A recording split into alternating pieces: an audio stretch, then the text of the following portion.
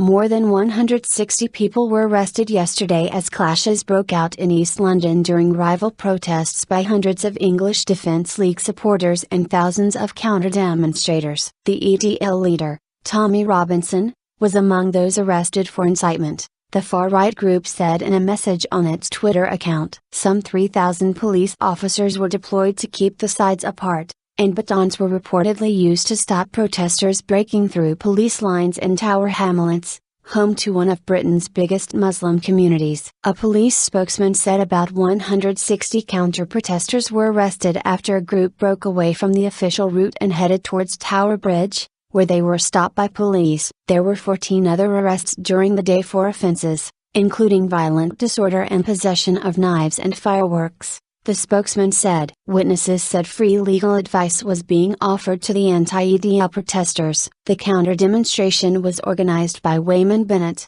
Joint National Secretary of Unite Against Facism, who said 7,000 people took part in the demonstration against the EDL. They, EDL, didn't come up with enough numbers and they really depended on the police to be able to escort them in an area where they were not really wanted. It really was like outsiders trying to cause trouble, Mr. Bennett said. He added, "I think that the EDL are attempting to persecute the Muslim community in Tower Hamlets in the same way that 1930s British fascist leader Oswald Mosley tried to persecute the Jewish community here. The best thing about today was the mixture of people who came out. It was exciting to be here." The EDL said in a message on Twitter that loads more than 500 inches took part in its march. It added that Mr. Robinson had been arrested all because he expressed his freedom of speech. Chief Superintendent Jim Reed, a senior officer involved in the policing effort, said there had been sporadic clashes during the day and 5 people injured. He added that most of the arrests took place during the incident at Tower Bridge because of breaches of the conditions laid down for the protests. "Our intention was to prevent violence and show support to the local communities, and we believe we achieved this today,"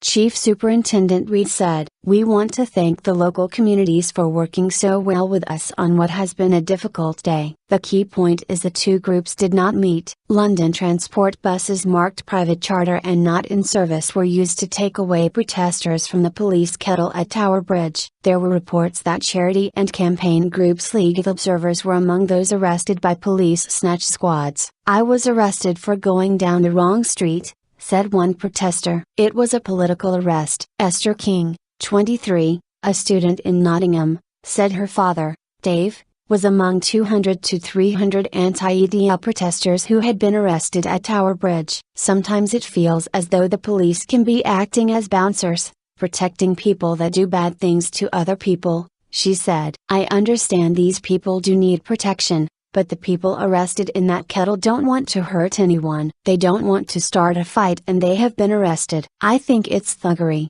bullying."